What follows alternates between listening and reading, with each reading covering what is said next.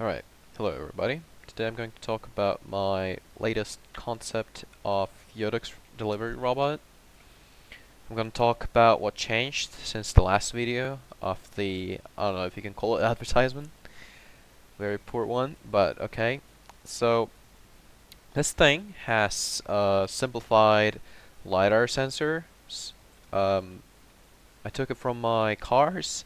I used it for parking sensors, but as you can see right now, it's not very, cheap. And yeah, so it has a combination of front traces to detect targets, like whether it's a car, bicycle, or a person. It has LiDAR sensors, as I said. It has a star system, and it has neural network. Alright, let me talk about the sensors first. So, I have to make sure. So, with previous versions of the Yodex delivery, I had like very low amount of traces, and it was very limited. So, I mean, it was quite accurate. There would be like 4 traces up front, and they would be like really small. So you could basically get the shape of anything.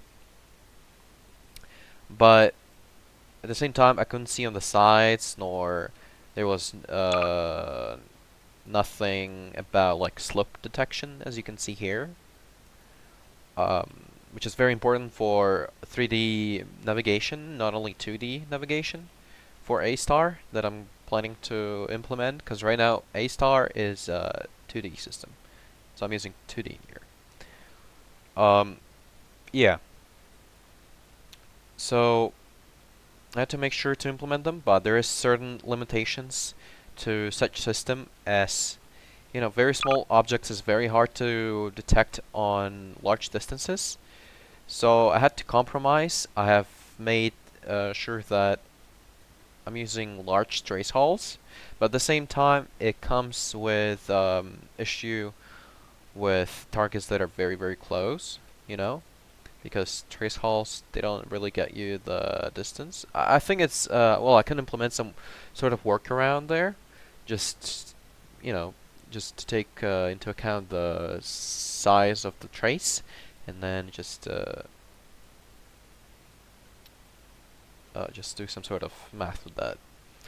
So, as you can see, the object is shown on the screen. Okay, so all the data coming from the robot, which is speed, target direction, and all the distances from the array of sensors, including pitch and roll and yaw. It's all coming to feed-forward neural network, which is very simple neural network. It was the first neural network that I've done. I can't be. Of course, I wasn't doing it alone. I was doing with the help of modern LLMs. I've used many. I've used ChatGPT and so on. So they helped me to understand the concept of neural networks and to get it done in Lua in Starfall specifically. And yeah, so let me talk about this model first, the feed-forward neural network.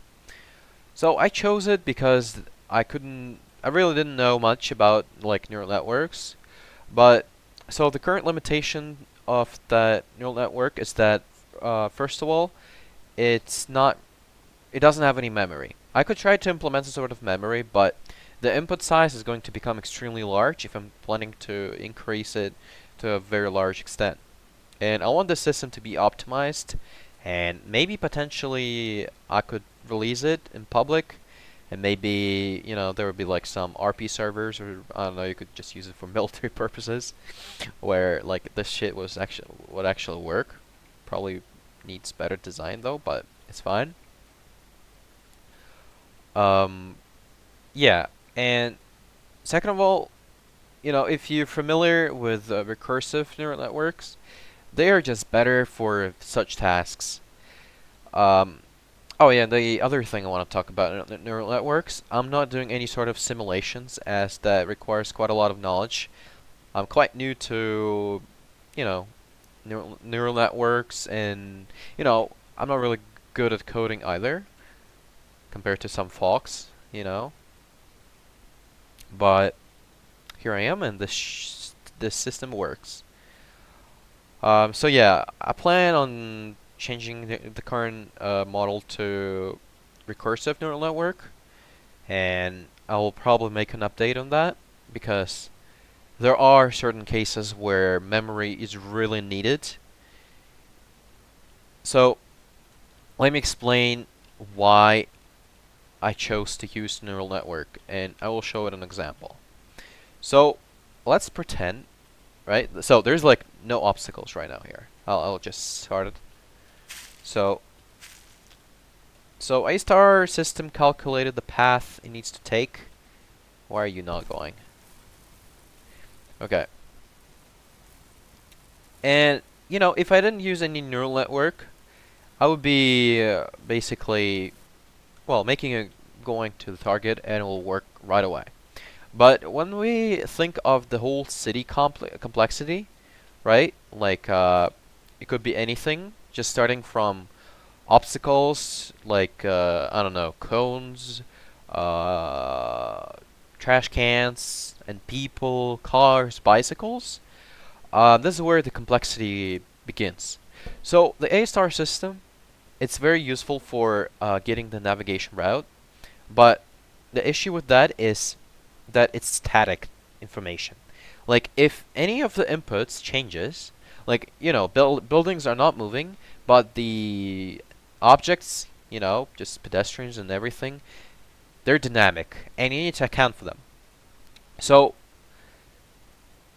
and that brought me to the problem where if I try to, you know, just with a simple A-star system, to get like from here to here, and there'll be like obstacles like this, you know, it would tell me like how to get there.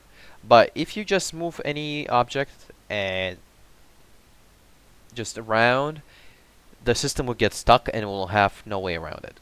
Like you need to take control, and I don't want that. I want it to be completely autonomous. So let me just give you an example.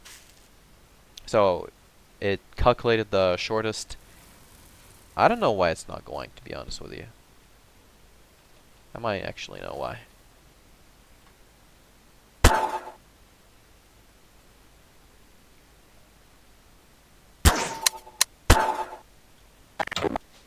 Oh, here it is. Here it goes.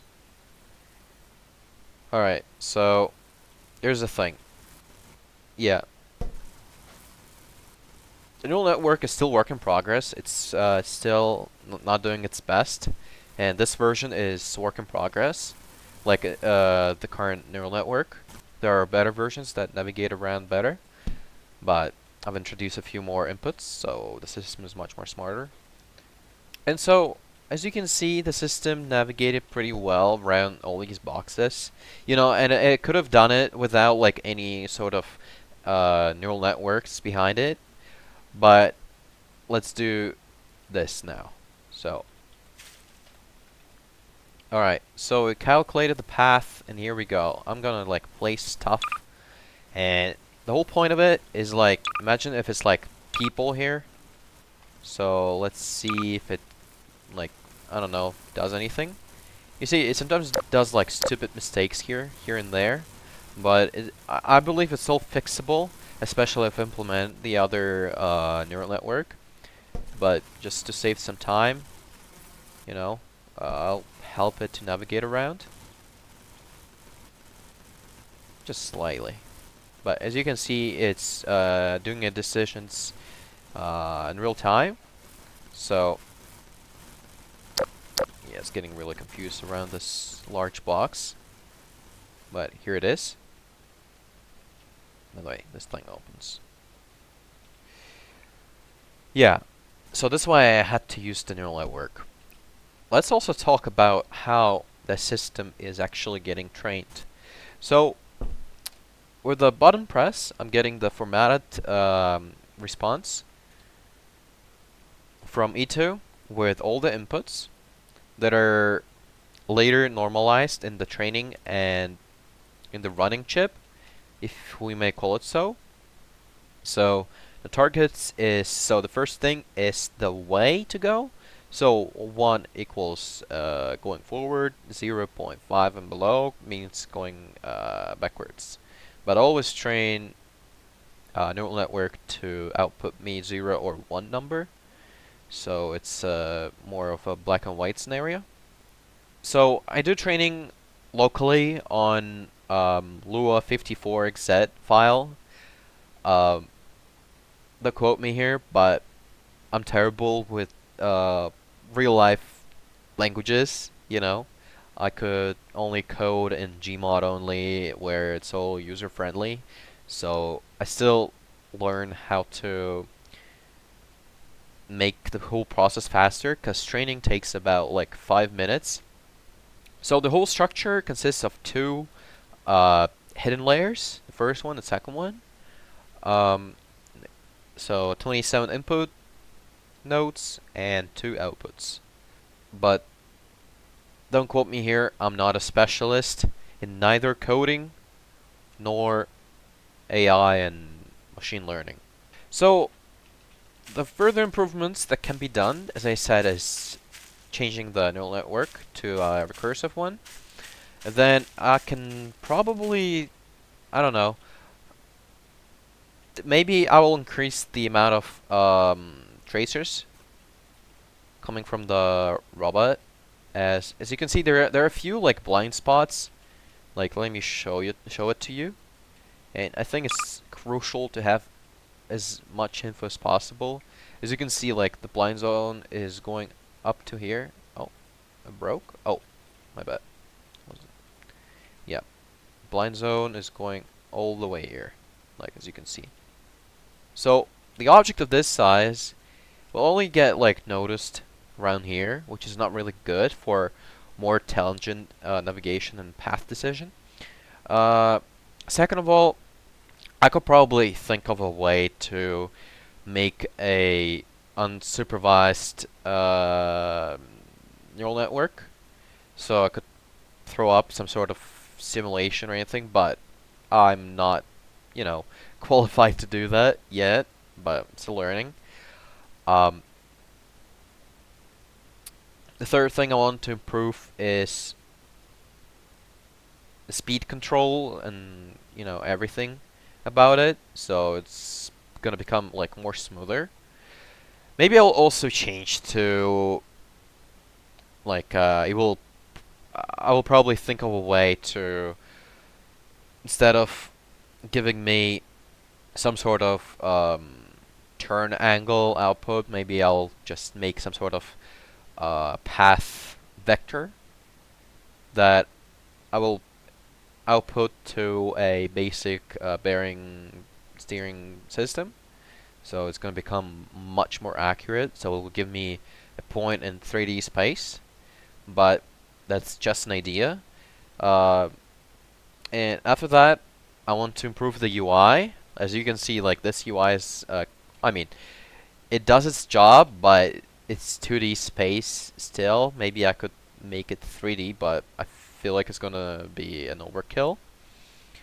Um, yeah, maybe have some sort of, you know, user-friendly experience with like I don't know, chat commands like go to me, or just I don't know, maybe just have it like as a concept proof that it can actually do logistics. And maybe I don't know, make some sort of storage system in WireMod or anything like that for Docker P servers or anything else. Yeah, let me show you one more time. So, for example, I'm gonna tell it to go here, but it will have to start from over here. And so, as you can see the system here, it will try to find the way around all the walls. Yeah, a bit hesitant, but it will do its job. As you can see, the speed control is quite terrible right now because it thinks that the walls are too close and it's slowing down just to make sure. And here we go. It's not feasible again without neural network. So stay tuned for future updates. One day, hopefully, I will release it to public, the whole thing. Maybe I will convert it to add-on, maybe, but that's a huge maybe because I'm too lazy. But if I see some interest to this project, uh, I'll be more motivated to do so, and I will learn how to do it because I've never done it. So stay tuned, and see you next time.